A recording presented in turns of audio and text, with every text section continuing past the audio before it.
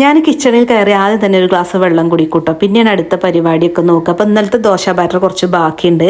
തണുത്ത ബാറ്റർ ആയതുകൊണ്ട് തന്നെ അതിലേക്ക് ഒരു പിഞ്ച് ബേക്കിംഗ് സോഡ ചേർത്ത് ഇളക്കിയിട്ടാണ് കേട്ടോ ദോശ ചൂട്, എന്നാലേ പൊങ്ങി വരുള്ളൂ. ഇത് മിനിഞ്ഞാന്നത്തെ നിർദോശ ബാറ്റർ ആണ് കേട്ടോ. അതിലെ വെള്ളം കളഞ്ഞിട്ട് വേറെ ഫ്രഷ് വെള്ളം ഒഴിച്ചു കൊടുക്കുക കേട്ടോ. പിന്നെ കുറച്ച് ഉപ്പും തേങ്ങ ചിരവിയതും കൂടെ ഇട്ടിട്ട് ഒന്ന് മിക്സ് ചെയ്യാണ്.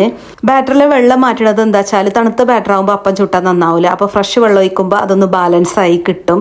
പിന്നെ ഇന്നലത്തെ ബീഫ് കറി ഉണ്ടായിരുന്നു കേട്ടോ ബാക്കി, അപ്പോൾ അതൊന്ന് ചൂടാക്കി എടുക്കുകയാണ്. ആകെ 3 നീർദോശ ഉണ്ടാക്കാനുള്ള ബാറ്റർ ഉണ്ടായിരുന്നുള്ളൂ കേട്ടോ. പിന്നെ ഇന്നലത്തെ കുറച്ച് ചട്നി ഉണ്ടായിരുന്നു, അപ്പോൾ അതൊന്ന് ചൂടാക്കുകയാണ്. പിന്നെ നമുക്ക് പ്രോട്ടീനും വേണമല്ലോ. അപ്പോൾ രാവിലെ ഇന്നും മുട്ട ബോയിൽ ചെയ്യലുണ്ട് കേട്ടോ. അപ്പോൾ ഇന്നും മുട്ടയും അതുപോലെ തന്നെ ഒരു നേന്ത്രപ്പഴം കൂടി വേവിക്കാൻ വെച്ചിട്ടുണ്ട്. ദോശ ബാറ്റർ ആകെ 2 ചൂടാനേ ഉള്ളൂ കേട്ടോ.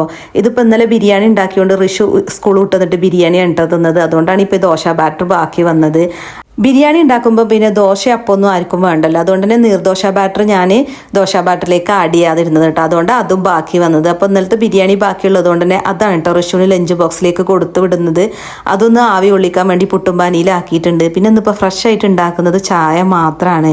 ചായ അല്ലെങ്കിലും ഫ്രഷ് ആയിട്ട് തന്നെയല്ലേ ഉണ്ടാക്കുക, പഴയതാരും കുടിക്കാറില്ലല്ലോ.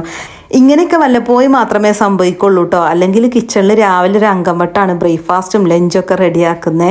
അപ്പോൾ ഇക്ക ചോദിക്കുന്നുണ്ട് ഋഷുവിനോട് എനിക്ക് എന്താണ് വേണ്ടത്. അപ്പോൾ ഋഷു പറഞ്ഞു ദോശയും ചട്നിയും മതി. അപ്പോൾ നിർദോശയും ബീഫ് കറി ഇക്ക തിന്നാണ് കേട്ടോ. ഫുഡ് വേസ്റ്റ് ആക്കുന്നത് എനിക്ക് ഇഷ്ടമല്ല കേട്ടോ. പക്ഷേ എന്നാലും തലേന്നത്തെ ഫുഡ് ഇന്ന് ചൂടാക്കാന്നല്ലാതെ ഒരുപാട് ദിവസം ഫ്രിഡ്ജിൽ വെച്ച് ചൂടാക്കി തിന്നണ സ്വഭാവമൊന്നുമില്ല.